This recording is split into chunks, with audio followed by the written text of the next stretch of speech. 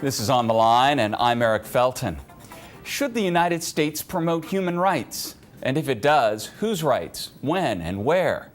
These are the central questions of a new book, Sound the Trumpet, the United States in Human Rights Promotion.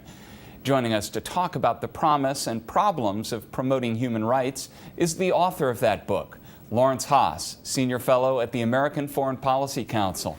Welcome. Thanks for joining us today. Nice to be here. Thanks, Eric. So while you were working on this book, the Arab uprisings began. That's right. And it seems that a lot of what was happening there illustrated the potential and the problems for promoting human rights in a real-world situation. Absolutely right. Highlights the stakes involved.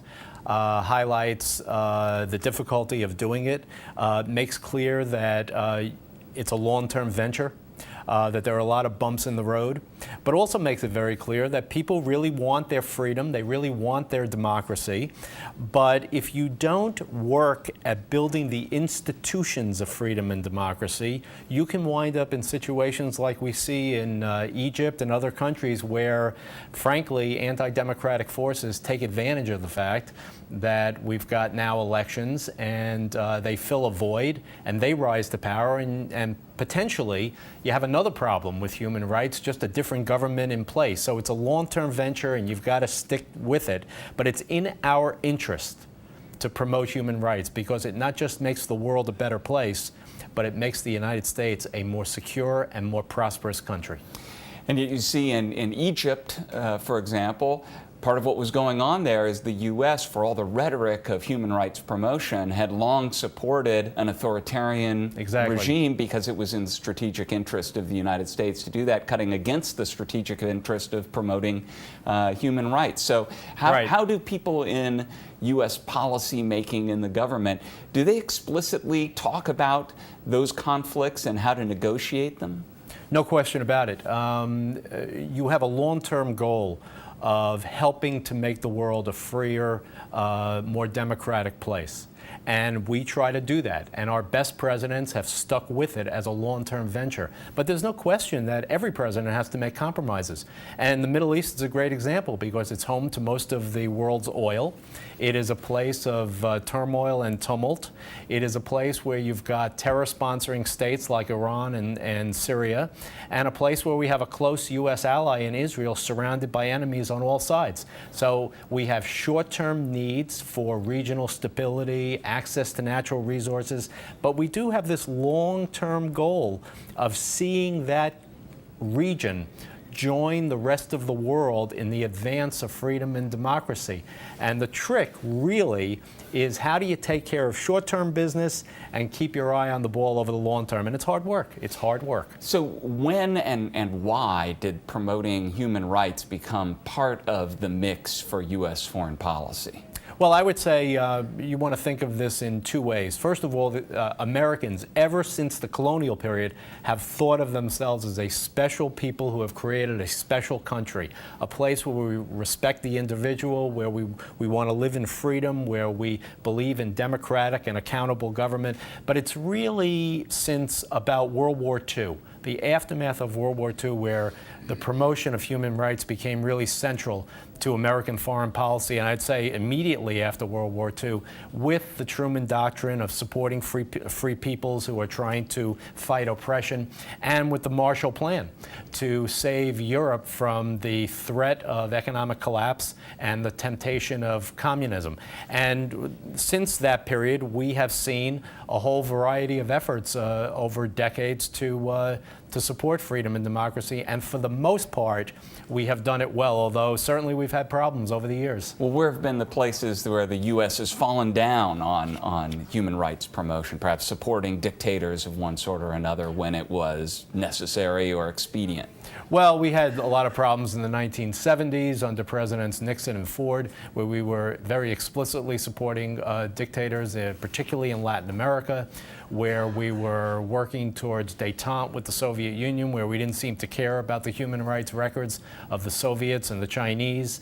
And we've had other periods, a period under the first President Bush, where human rights seemed to take a back seat. And it's not terribly clear exactly where President Obama is, frankly, on this subject. He has talked from time to time about human rights, but in his outreach to different nations, the Chinese, the Iranians, and others, he seems to leave human rights on the back seat.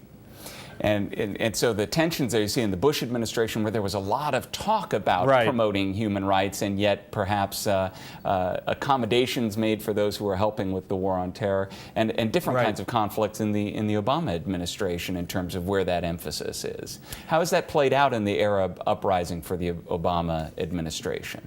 Well, you see a very good example under President Bush, and we mean the second President Bush, that is President George W. Bush, with regard to his efforts to move towards elections in the Palestinian territories and in Lebanon.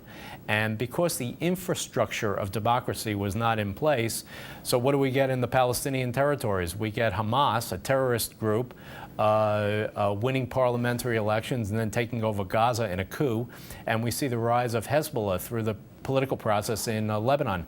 Under President Obama, you see the conflicts as well, where he's fighting the war on terror and he's trying to promote better outreach to Iran in particular. And here we have an uprising in Iran in 2009, and President Obama takes very much of a hands-off approach and, in a sense, cuts the wind out from the sails of the Democratic aspirants in that country, and perhaps costs us an opportunity to move that country in the right direction. Now, one of the questions you raise in your book is this question of who defines what human rights is, and where do you have a question of human rights, and where do you have the question of cultural sensibility? That's right. So, for example, should the U.S.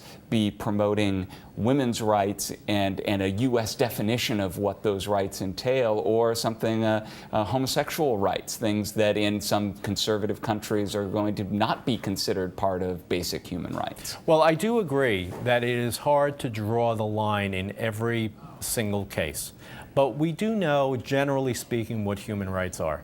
We do know that people generally want to live in life, liberty, with the pursuit of happiness, as we say in our Declaration of Independence. And I think it is fair to say that while we may not know exactly how far to push on women's rights, we do know that genital mutilation is something that we should not tolerate or not support. We do know that we don't want to support societies that do not provide equal legal rights for women, as we see in Iran and Saudi Arabia and elsewhere. So while I agree with you that it's hard to draw the line, I think it is very clear that we should support more freedom and democracy, even in places where there are cultural sensitivities and where we have to be careful about exactly how far we push. Are there different ways for the U.S. to promote human rights than have been pursued? I mean, we see a pushback in countries like Egypt and Russia against promoting civil societies, sort of civil society organizations that try to build the infrastructure of rights and democracy. U.S. has traditionally tried to support those organizations, and now there are new laws in those countries basically making it illegal to take aid from the U.S. Well, look, you have to take it as a given that when the United States promotes human rights, promotes freedom and democracy, it is going to ruffle feathers. As I like to say, if you want to make an omelet, you're going to break some eggs. And there's no question about it, you're going to upset authoritarian governments, because after all, they are the governments that you're pressuring, and they're not supporting, they're not providing these human rights. Among the things that are important for the United States to do, number one, the president needs to speak, and he needs to speak consistently about the United States supporting freedom and democracy. We also have the ability to pressure authoritarian regimes and to inspire dissidents through our use of foreign aid.